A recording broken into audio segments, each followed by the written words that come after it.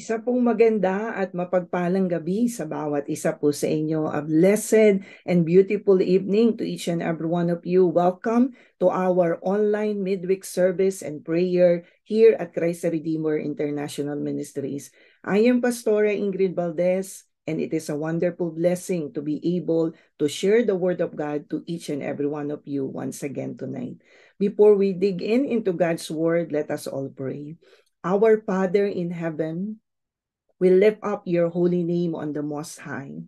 Lord, we want more and more of you upon our lives.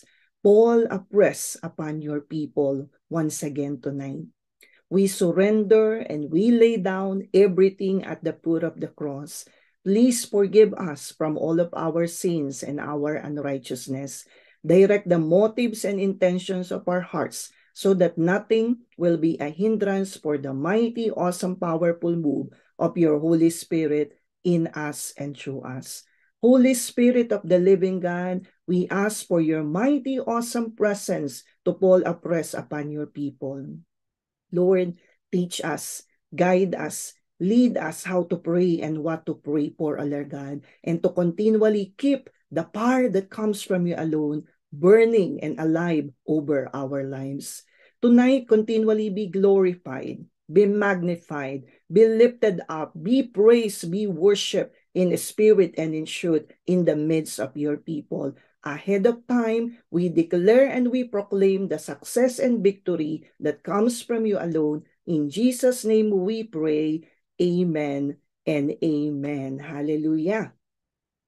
Again, magandang gabi po sa bawat isa po sa inyo. So tonight, by the grace of God, I will be sharing a word entitled, How to Keep the Fire of the Holy Spirit Burning. Paano nga ba natin mapapanatili ang init, apoy ng banal na spirito sa atin pong mga buhay? Let us all read in Hebrews chapter 12, verses 28 to 29 in the New King James Version of the Bible. Hebrews chapter 12, verses 28 to 29 in the New King James Version of the Bible. It says in here, Therefore, since we are receiving a kingdom which cannot be shaken, let us have grace by which we may serve God acceptably with reverence and godly fear. For our God is a consuming fire. Ang Panginoong Diyos po ang minsan pang magpala sa pagkabasa ng kanyang banal na salita. A number of times in the Bible that God was described as a consuming fire and a baptizer of fire. And God is calling us, each and every one of us, His church, His people, to be a wall of fire for the nations. As a people of God, we are to release the fire that comes from Him over our families, our cities, our workplaces, our schools, and even throughout the nations of the world. That's why it is a must for us, sa atin po na lahat ng mga anak ng ating Panginoong Diyos, to daily keep the fire of the Holy Spirit burning in our lives.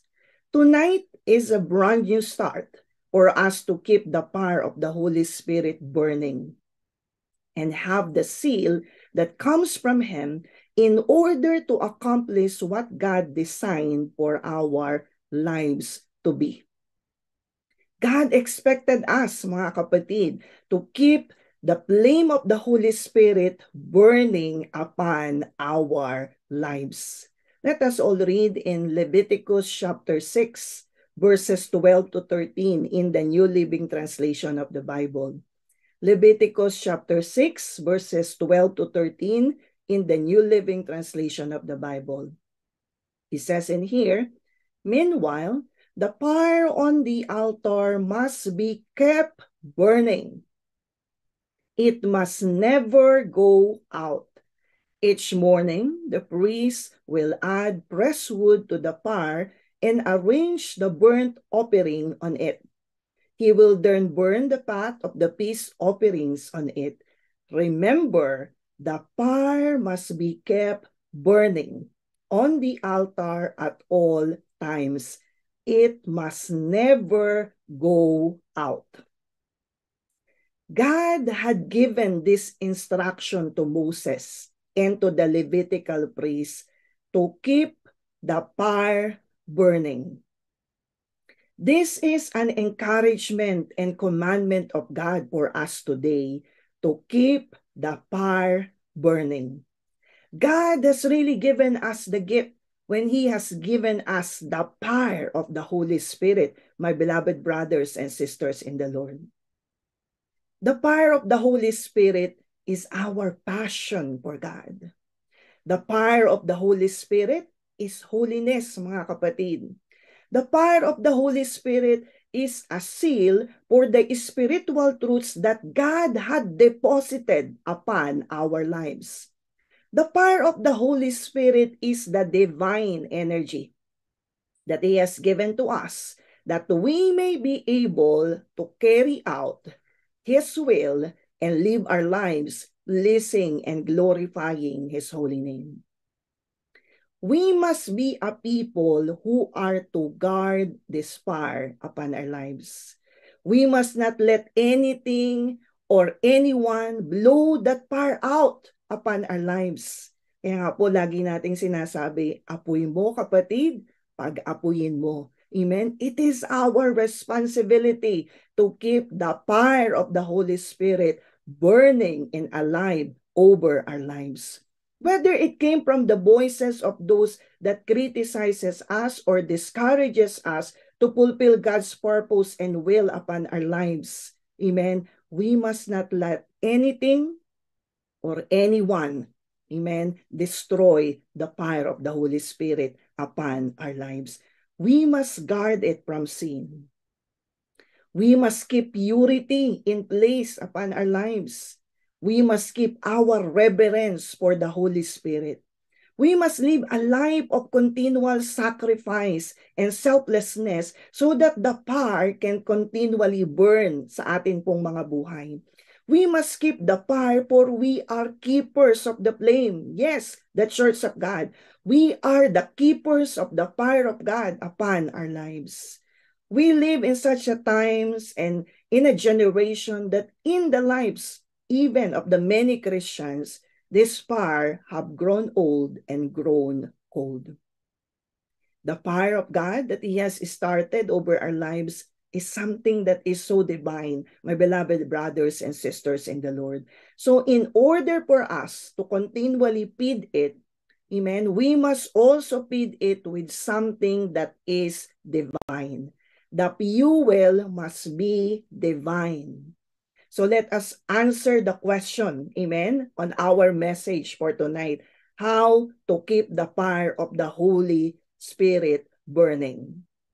By the grace of God, I will be sharing 2 points to each and every one of you tonight. Are you ready? Number 1, amen, how to keep the fire of the Holy Spirit burning. Number 1, by living with a deep abiding in the Word of God. By living with a deep abiding in the Word of God. Let us all read once again in Leviticus chapter 6, verse 12. Meanwhile, the fire on the altar must be kept burning. It must never go out. Each morning, the priest will add fresh wood to the fire and arrange the burnt offering on it. He will then burn the fat of the peace offerings on it. My beloved brother and sister in the Lord, how is your life being sustained? Mga kapatid, how is your life being sustained? Basahin po natin Joshua chapter 1 verse 8. This book of the law shall not depart from your mouth, but you shall meditate in it day and night, that you may observe to do according to all that is written in it. For then you will make your way prosperous, and then you will have good success. Let us also read in Psalms 119, 116 in the Amplified Version of the Bible. It says there, uphold, sustain me according to your word of promise, so that I may live. And do not let me be ashamed of my hope in your great goodness. Matthew 4:4, New King James Version of the Bible, but he answered and said, it is written, man shall not live by bread alone, but by every word that proceeds from the mouth of God. You know, God gives us His word because He wants nothing but the best for each and every one of us. Ibinigay ng Panginoong Diyos ang Kanya pong mga salita at pangako sa bawat isa po sa atin because He wants nothing but the best for you and I. Desire it. Desire it over your life. Psalms 119, 103, it says in here, how sweet are your words to my taste, sweeter than honey to my mouth. Hallelujah. How sweet are the words of God. How sweet are the promises of God. Sweeter than honey to our mouths. Hallelujah. Matthew 7, 24 to 27. Matthew 7, 24 to 27 in the English Standard Version of the Bible, it says in here, everyone then who hears these words of mine and does them will be like a wise man who built his house on the rock. And the rain fell, and the floods came, and the winds blew and beat on that house, but it did not fall, because it had been founded on the rock. And everyone who hears these words of mine and does not do them will be like a foolish man who built his house on the sand. 27. And the rain fell, and the floods came, and the winds blew and beat against that house, and it fell, and great was the fall of it. We need to have the Word of God, mga kapatid, my beloved brothers and sisters in the Lord, as the very foundation and the basis of everything upon our lives. Amen? Lahat ng bagay sa ating mga buhay dapat ay pinipilter po natin sa mga salita at pangako ng ating Panginoong Diyos upon our lives. Because a life that is built on the Word of God is a life that will stand at whatever season upon our lives. I'll repeat that. A life that is built on the Word of God is a life that will stand at whatever seasons upon our lives. You cannot fake it. You cannot hide it. Amen? But our foundations are often seen and evident, especially in times of crisis, trials, and problems. Amen? So let us all be sure, 100% sure, that Jesus Christ alone and His very words are the very foundation of our lives. We cannot take this for granted, mga kapatid. We need to continually reinforce the building of our lives in the right kind of foundation.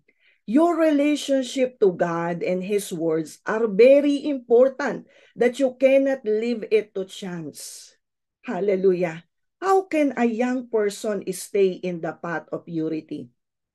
Matatagpuan din po natin ang kasagutan, amen, sa mga pangako at salita ng ating Panginoong Diyos. We can find the answer in the Word of God. Let us all read Psalms 119 verses 9 to 11. How can a young person stay in the path of purity? Amen. It says in here, how can a young man cleanse his way? By taking heed according to your word. With my whole heart, I have sought you. Oh, let me not wander from your commandments. Your word I have hidden in my heart. What is the result of it? That I might not sin against you.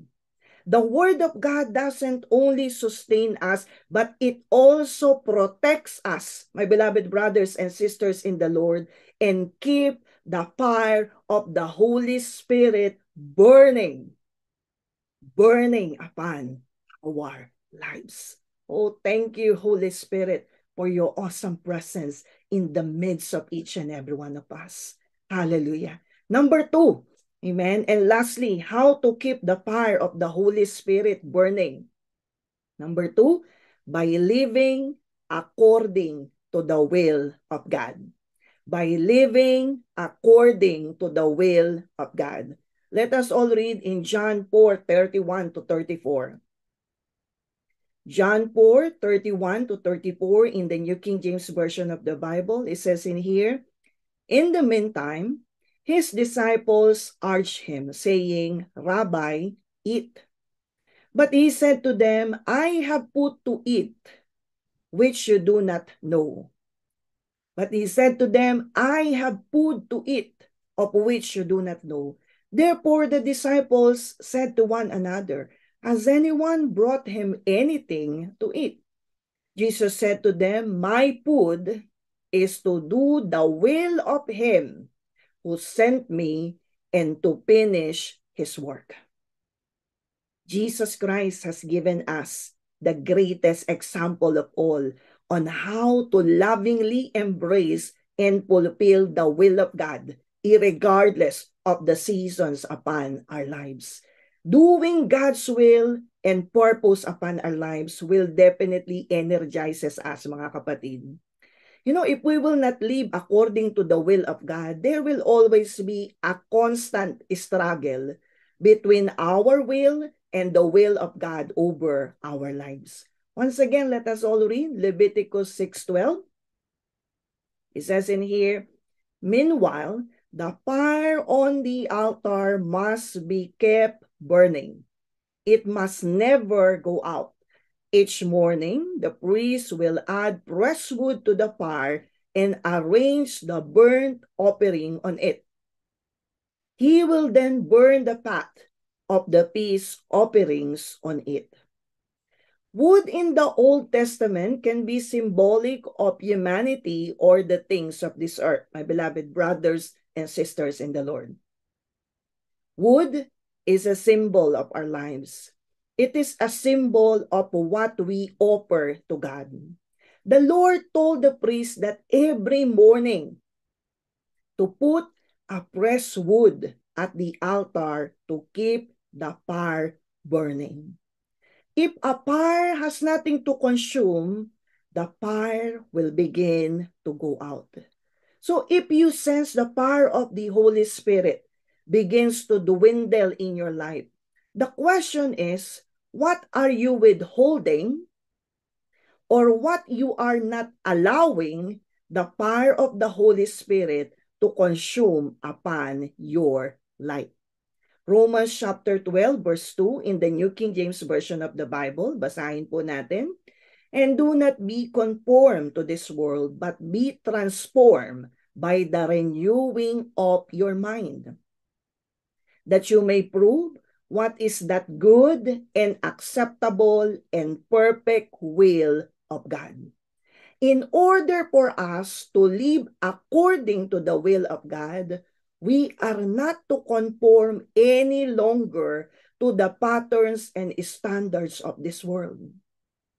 But it is very clear on the text that we have just read that we are to be transformed by the renewing of our minds to test and approve what God's will really is good, pleasing, and perfect will for you and I.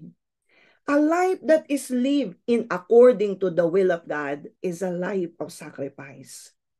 A life of sacrifice is a life that is lit by the fire of the Holy Spirit, my beloved brothers and sisters in the Lord. We must sacrifice our time and spend it in prayer. We must sacrifice our time and spend it devoted to the Word of God. We must sacrifice our certainty by taking in steps of faith and stepping into what we know that God is calling us to do. Winning souls, making disciples, opening and multiplying our own care groups. If the way that we are living doesn't require faith, then we are not truly living according to the word and the will of God. Because everywhere that the Lord will calls us requires faith on our part, mga kapatid. Amen? If we will do the difficult, God will do the impossible. If we will do the possible, amen, God will do the impossible. If we will obey, God will act. If we will worship, God will manifest His presence. If we will believe, God will perform His miracles. As we share the Word of God, He will be the one to convict the hearts and minds of the people to have a saving knowledge of Him. If we act in faith, God will surely respond, my beloved brothers and sisters. If we intentionally choose to set the altar, God will send His fire. God has a fresh fire for each and every one of us tonight. All we have to do is to place the wood on the altar. As we continue to put something in the altar, the Lord will continue to send His fire. Let us all totally surrender our lives unto Him. Again, how to keep the fire of the Holy Spirit burning? Number 1, by living with a deep abiding in the Word of God. Number 2, by living according to the will of God. God wants us to keep the fire of the Holy Spirit burning upon our lives. It is not us who started it in the first place. So tonight is the night to come back to the one who did it over our lives. Leviticus chapter 12 verse 13. Remember, the fire must be kept burning on the altar at all times. It must never go out. Make a decision tonight to keep the fire of the Holy Spirit burning upon your life. Surrender everything to Him and release the fire of God over your family, over your city, over your workplaces, amen, in our schools, in our campuses, over this nation, for the glory and honor of Jesus Christ Himself. Church, let us all arise and be the Lord's mighty armies and wall of fire that will defeat all the works of the enemy. Let us all pray. Lord, we thank You and we praise You, O Lord God, that surely we have been commanded. It is Your will, O Lord God. It is Your desire for each and every one of us to daily keep the fire of the Holy Spirit burning, O Lord God, and alive over our lives. Lord, we surrender everything at the foot of the cross. Amin pong ibinibigay, amin pong isinusuko sa iyo ang lahat ng bagay sa amin pong mga buhay. Help us, O Lord God, to daily, O Lord God, live our lives with a deep abiding, O Lord God, in Your words and in Your promises, O Lord God, that the final authority over our lives will always be Your words and Your promises, that the very foundation of our lives will only be You, Jesus Christ, and Your very words upon our lives.